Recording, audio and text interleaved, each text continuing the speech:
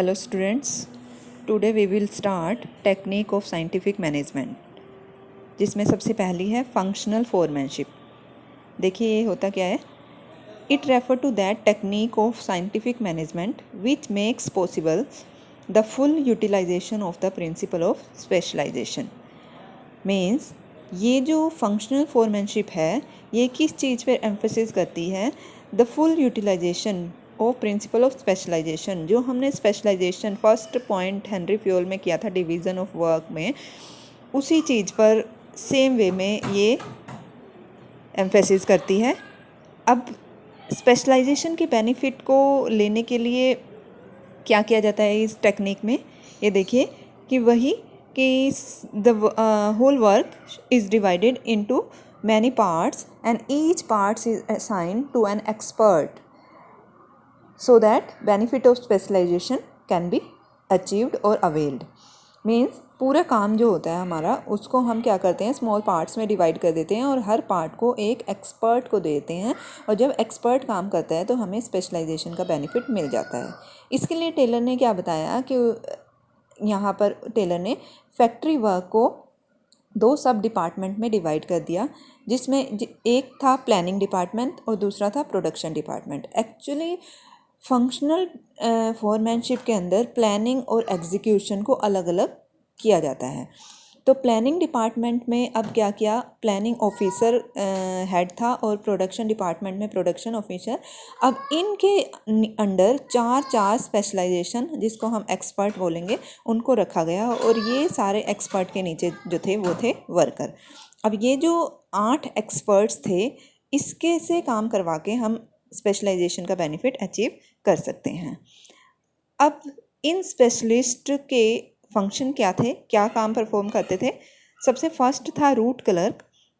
अब रूट नाम से ही पता चल रहा है, रूट क्या है, सीक्वेंस काम कर जो कंप्लीट एक पर्टिकुलर वर्क काम करना है उसको कंप्लीट करने का सीक्वेंस रूट क्या होगा, रास्ता क्या होगा। तो रूट क्लर्क वो रास्ता बताता था, सीक्वेंस बताता था कि काम को कैसे करना है, एक दिन में जो काम किया जाएगा, एक दिन में वो काम कहाँ पर किया जाएगा, कैसे करना है। सेकंड जो था वो था instruction card clerk. Instruction card, ये जो क्लर्क था वो इंस्ट्रक्शन कार्ड प्रिपेयर करता था फॉर द वर्कर्स और हैंड ओवर कर देता है टू द गैंग बॉस। अब उस कार्ड में क्या लिखा होगा, इंस्ट्रक्शन होंगी। किस तरह की instruction, what is the nature of work, काम का नेचर क्या है, what is will be the procedure, उस काम को करने का तरीका, प्रोसीजर क्या होगा, मेथड क्या होगा, मटेरियल क्या यूज़ होगा उसमें, और मशीन किस मशीन पर वो काम होगा।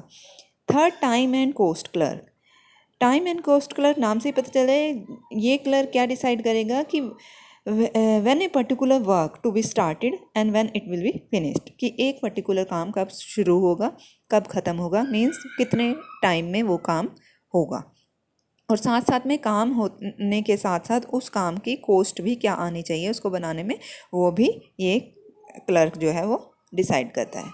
फोर्थ होता है प्लानिंग ऑफिसर के अंडर डिसिप्लिन ऑफिसर। नाम से पता चल रहा है डिसिप्लिन, तो इसका काम क्या है, डिसिप्लिन मेंटेन करने का काम है कि हर एक्टिविटी डिसिप्लिन मैनर में होती रहे। देन जो हमारा प्रोडक्शन डिपार्टमेंट था उसके अंडर के जो 4 स्पेशलिस्ट थे उसमें था गैंग बॉस। गैंग बॉस क्या था कि वर्कर, क्योंकि बहुत सारे वर्कर काम करते हैं फैक्ट्री में, तो उन वर्कर को कंट्रोलिंग के पर्पज़ से स्मॉल ग्रुप बना दिए जाते थे और उन ग्रुप को एक हेड बना दिया जाता था और उस हेड को हम नाम दे देते थे गैंग बॉस। तो अब गैंग बॉस क्या काम करता था कि both the worker and the machine are fit enough for the production. इस बात को इंश्योर करना होता था कि वर्कर और मशीन जो है वो काम करने के लिए तैयार है या नहीं, मटेरियल जो है जो ज़रूरी है वो अवेलेबल है या नहीं, इस बात का ध्यान रखना गैंग बॉस का काम होता था। सेकंड जो है स्पीड बॉस। स्पीड बॉस का काम क्या था कि पर्टिकुलर स्पीड जो एक जॉब को परफॉर्म करने के लिए चाहिए उस स्पीड को मेंटेन करके रखना, और यदि वो speed according to the performing job नहीं है तो वो उसका कारण क्या है, उसका रीज़न को फाइंड आउट करना और उसका सॉल्यूशन को ढूंढना था। थर्ड था रिपेयर बॉस। रिपेयर बॉस का क्या काम था कि यदि कोई मशीन है, टूल्स हैं, वो वर्किंग कंडीशन में है या नहीं, उसको देखना, यदि वो नहीं है ठीक तो उसको रिपेयर करना। Then inspection. इंस्पेक्टर का क्या काम था कि वो बनी हुई गुड्स को, जो प्रोड्यूस्ड गुड्स हैं उनको इंस्पेक्ट करता था, देखता था, उसको स्टैंडर्ड के साथ कंपेयर करता था कि वो एक्चुअल गुड्स स्टैंडर्ड के अकॉर्डिंग बनी है या नहीं बनी। यदि नहीं बनी है तो कुछ डिफरेंस है तो उसको करेक्टिव एक्शन, उसको ठीक करना इंस्पेक्टर का काम था। तो इस तरह से ये 8 जो स्पेशलिस्ट थे, एक्सपर्ट थे, अपने अपने काम को करते थे, अपने काम के बारे में बताते थे, जो एम्प्लॉयज़ थे, वर्कर थे, उनसे काम करवाते थे। तो हमें जो है वो स्पेशलाइजेशन का बेनिफिट मिल जाता था। इसके बाद सेकंड जो टेक्निक दी साइंटिफिक मैनेजमेंट में एफ.डब्ल्यू. टेलर ने, वो थी हमारी स्टैंडर्डाइजेशन ऑफ वर्क। अब स्टैंडर्डाइजेशन क्या है, देखिए meaning, it refer to the process of setting standards for various business activities. Business में होने वाली डिफरेंट एक्टिविटीज़ के लिए स्टैंडर्ड्स को सेट करना। अब ये जो स्टैंडर्ड जो सेट होंगे वो कैसे, किस तरह से होंगे, जैसे कि मान लो एक दिन में एक वर्कर कितना काम करेगा, ये स्टैंडर्डाइज कर दिया है कि एक दिन में एक वर्कर 10 यूनिट बनाएगा, दैट इज़ द स्टैंडर्ड।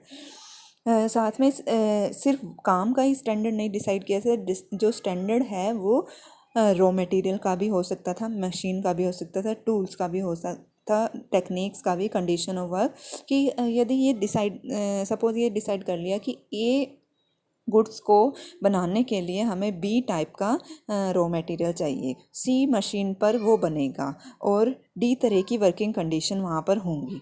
अब जब हमने ये स्टैंडर्ड डिसाइड कर लिया तो जैसे ही हमारे पास ये ऑर्डर आएगा कि हमें ए टाइप की गुड्स बनानी है तो हमें कुछ सोचना नहीं पड़ेगा। हम क्या करेंगे कि वही बी रॉ मटेरियल मंगा लेंगे और सी गुड्स, सी जो है हमारी मशीन ले आ जाएगी और डी कंडीशन अप्लाई कर देंगे तो हमें गुड्स बनाना ईजी हो जाएगा। तो इसके ऑब्जेक्टिव क्या थे, to reduce a given line of product to fix type, size and characteristic, जो अभी मैंने एग्जांपल में बताया। Then reduce the manufacture of identical product बनाना, एक जैसे प्रोडक्ट बनाना, so that we can interchange them that product. इसके बाद क्या था, टू एंश्योर क्वालिटी स्टैंडर्ड मिल जाएगा क्योंकि हमने क्वालिटी को भी स्टैंडर्डाइज कर लिया है। और to establish standards of performance of man and machine, और मैन और मशीन के लिए भी स्टैंडर्ड यहाँ पर डिसाइड किया जा सकता था। तो ये हमारे को स्टैंडर्डाइजेशन की टेक्निक के ऑब्जेक्टिव थे। थैंक यू बच्चों। इसके बाद कल हम और आगे की टेक्निक करेंगे।